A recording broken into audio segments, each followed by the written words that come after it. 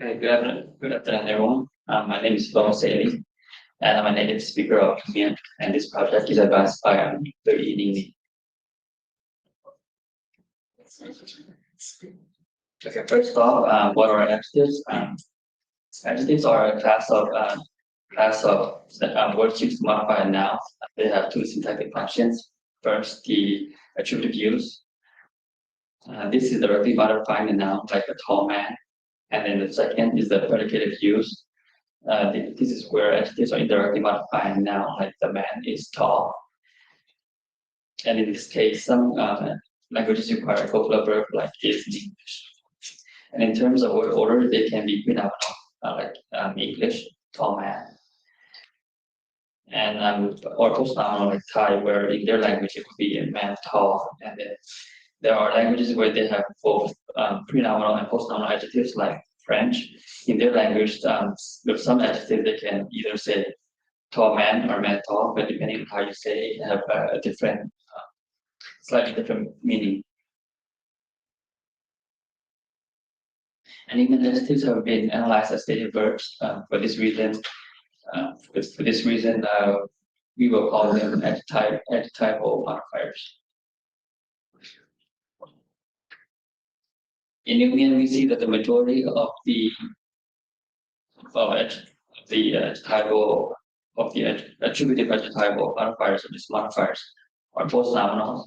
Like these examples, we have nãy giờ lùi mang, nãy giờ lùi áo, nãy giờ lùi rồi. These attributive usage are the of the modifiers are postnominal, where they follow the noun. We have a handful of adjective. We have a handful of Mien adjective modifiers that are prenominal. And the modifiers precede the noun lui in the following examples. Nãy giờ tuần lui, nãy giờ sáng lui, nãy giờ lộn lui. And these prenominal modifiers are limited in number. Are limited in number, and are these prenominal modifiers true adjectives?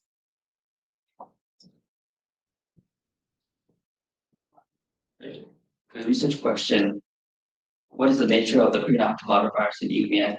Prenominal modifiers are known from Chinese.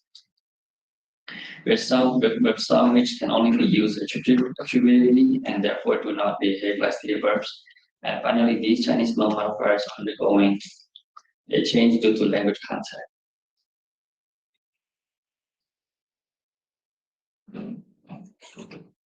And here's a little background on the language. Mien belongs to the Mien language family. In other texts, it may be called Miao Yao. And then of the Mien branch, Mien has the most speakers, followed by Hmong. Mien or Yao is a tonal and SVO language of 100,000 speakers in China, Vietnam, Thailand, and Laos, with additional speakers in the Western countries like United States, mostly in the West Coast, California, Oregon, and Washington, and a few speakers in Canada and France. The language had a close and prolonged contact with Chinese, resulting in Chinese loanwords in all parts of speech, and data for this project come from original fieldwork with 2 Mien speakers, including the first author in America.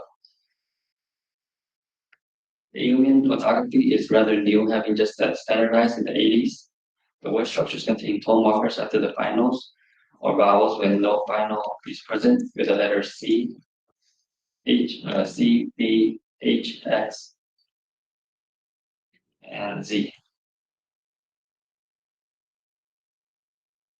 We have the word order within the noun phrase: demonstrative, numeral, plus adjective, noun, and then adjective. And here we have an example. These 3 new measures. And we have a relative clause that are prenominal in Mien.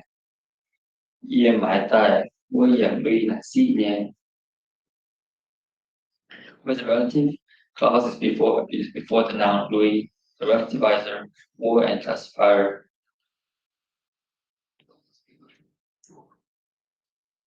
And classifier Yang can be omitted to form a reduced relative clause.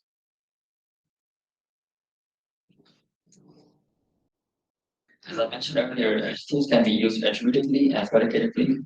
Even pre-nominal modifiers behave differently from even post-nominal modifiers. I will combine the modifiers with the intensifier and the case as a diagnostic to determine if the pre-nominals are predicated. Also, the modifiers in Mien can exhibit behavior similar to verbs, which are used the perfective marker Mien as a diagnostics to determine if these modifiers can be of the status verb type. And here's where we're interested in the categorical status of adjective modifiers.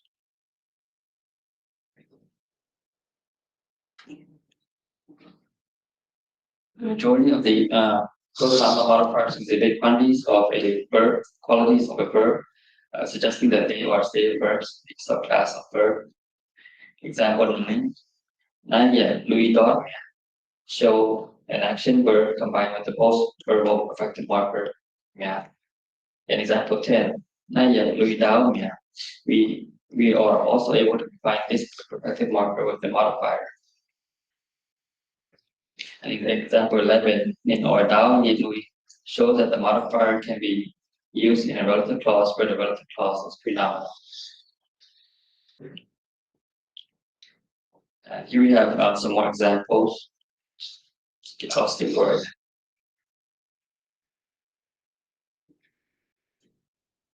The majority of the modifiers in Mien are post-nominals. And these post-nominal modifiers can be used attributively and predicatively. Relative clauses are pre-nominal. I would like to point out that the stated verb analysis of adjectives can be maintained consistently. Attributive adjective would be analyzed as relative clauses. However, relative clauses are pronominal, making it difficult to analyze post-nominal attributive modifiers as stated verbs.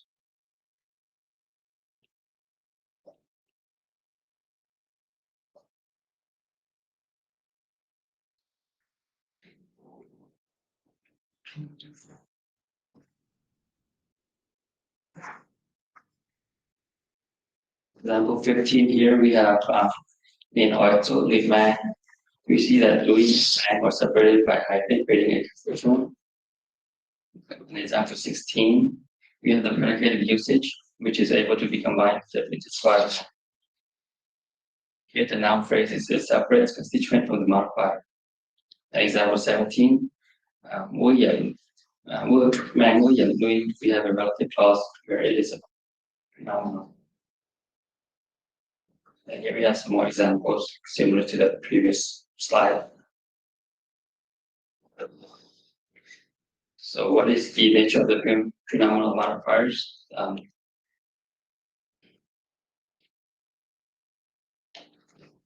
Pronominal modifiers are Chinese loans.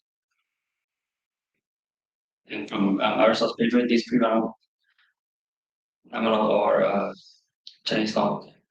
Several can only be used attributively and not predicatively, and several cannot be used as stated verbs.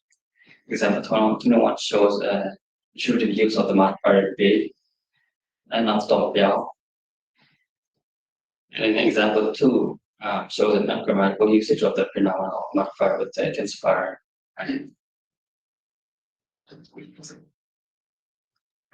Example 23 and 24 also shows ungrammatical usage of the intensifier high and the refracting marker. So this particular modifier is very restrictive and can only be used attributively.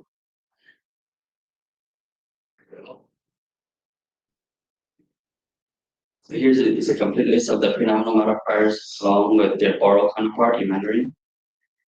Some may not seem undefined, but for faith, number is 5. Ja in Mien, and then in Mandarin it's Ja. And then also for real, number 6, Jian in Mien, and then Zhen in Mandarin. So what is the nature of the pronominal modifiers? We saw that they are loaned from Chinese, given the obvious similarities on some modifiers. We also know We also saw that a particular pre-nominal modifiers can only be used attributively and do not behave like static verbs.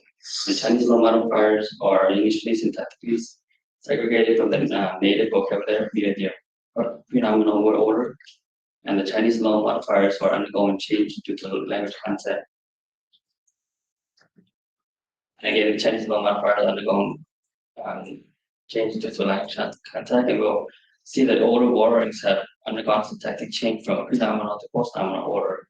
And we can pose that this change in word order correlates with the attributive versus predicated uses of the modifier, and the pre-nominal attributive or reanalyzed as predicated modifiers in a reduced relative clause.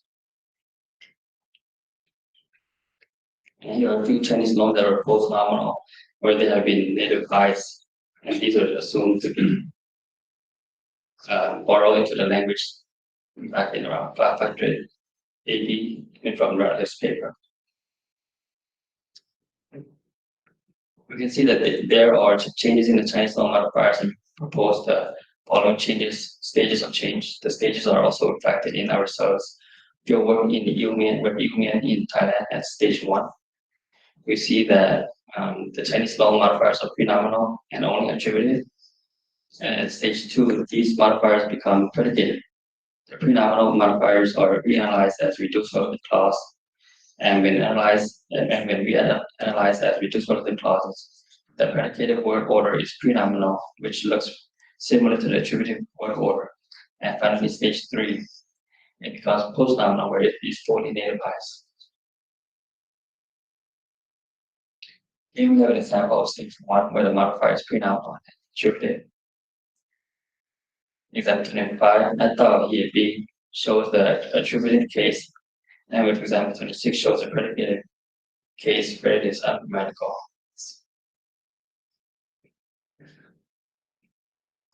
Here's another example of pre-nominal modifiers at stage 1 from earlier in the presentation. And the grammatical sentence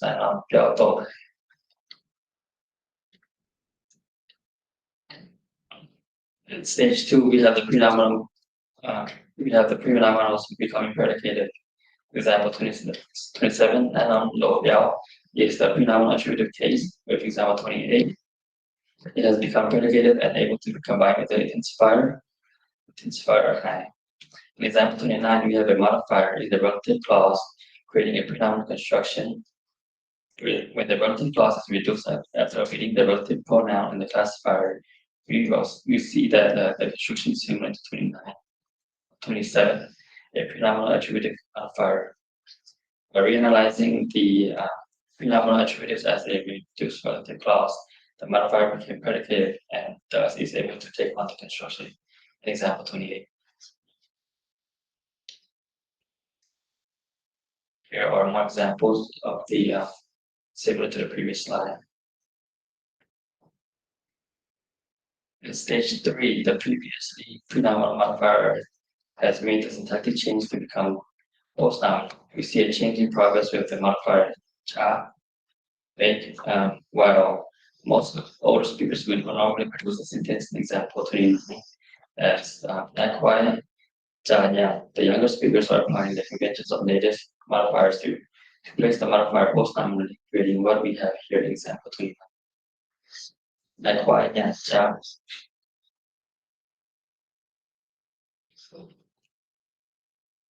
slide.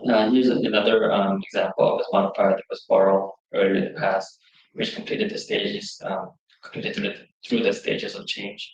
There's not a variable change in the word order for sui. All the speakers, young and old, used the attributive. All the speakers, young and old, used the attributive construction post-nominal. So here's an overview of the stages for the Chinese loan modifiers. At stage 1, the initial borrowing, we have but a very few, and that are pre-nominal and only attributed. So here, few. And stage 2, the syntactic expansion, we have that are now predicated, but we have the attributed modifier as reduced relative clauses. where the relative clause in Mien is also predominant. For the older speakers, some words like ja is still predominant. However, with younger speakers, ja has transitioned to stage 3. And finally, at stage 3, nativization, post-nominal, the modern version of post-nominal, more loans from the past centuries. Then recently, we also have more loans that have gone through the different stages that have to settle on stage 3. Here's a hierarchy of the Yingnian modifiers with an overview of the different stages of Chinese loans.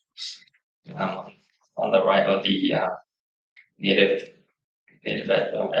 type of modifiers, and on the left we have the Chinese loans, and they go through different stages from 1 to 3, with the initial borrow being the most restricted, where they are pre-nominal and only attributed, to stage 3, with their post-nominal and both attributed and predicated, and being the most native light. Currently, we see Chinese loans adjectives at all 3 different stages, but it is possible that they all started at stage 1 and transitioned through stage 2 to stage 3. Chinese loan modifiers behave differently from native modifiers, but as the modifiers transition through the different stages, they naturally behave more like native modifiers. As they progress, the modifiers with variable word order are undergoing syntactic change from pre-nominal to post-nominal order. This change correlates with attributive versus predicative uses of the pre-nominal modifiers. Pre-nominal attributive modifiers is reanalyzed as predicative modifier in a reduced relative clause. There are cases in other related languages as exhibited in the Mien, such as Kimon and Hmong. Hmong is under the same family tree, but a different branch, while the Kimon falls under a subclass of Mien. After investigating these languages, which is mostly post-nominal modifiers with a handful of pre-nominal Chinese modifiers, there are evidence of stage 2 syntactic expansion and stage 3 modifiers for nativization. The data for the investigation are from 3 Kimon speakers in China, remote, and 2 Hmong speakers in Northern California. Here is evidence from Kimon that there is a syntactic expansion where modifiers are pre-nominal, attributive, and predicative. Example 33 shows that modifier are pre-nominal when used attributively, and it can be used predicatively combining with intensifier call in example 34. More data from the investigation shows that for some speakers, a particular modifier such as Lu, meaning all, are experiencing syntactic expansion and nativization. Example 35 is gathered from one speaker where the Lu is pre-nominal and another. And example 36 is gathered from another speaker with Lu is post-nominal. Both speakers are in their late 20s and early 30s. The major difference is that both speakers are from different regions of China. From another related language, Hmong, we have evidence of nativization, where on the final stage, the pre-nominals will become post-nominal.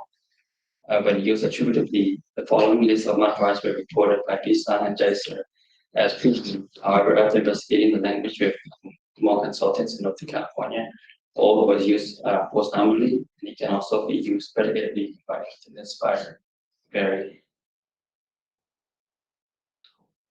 So the pre-nominal modifiers are special in Mien as they do not behave like the post-nominal modifiers. They are Chinese long, borrowed for Chinese syntax, giving them a true adjective characteristics. The Mien Chinese long modifiers have a trajectory of change where during the initial borrow, they are pre-nominal and attributive. At the second stage, syntactic expansion, modifiers become predicated as we reanalyzing the modifiers as we use list clause, and finally, nativization, the stage where the modifiers become post-nominal, bearing the same characteristics of a native Mien post-nominal modifier. The trajectory of change readiness for Mien has also been observed in other related languages such as Kimon. Thank you.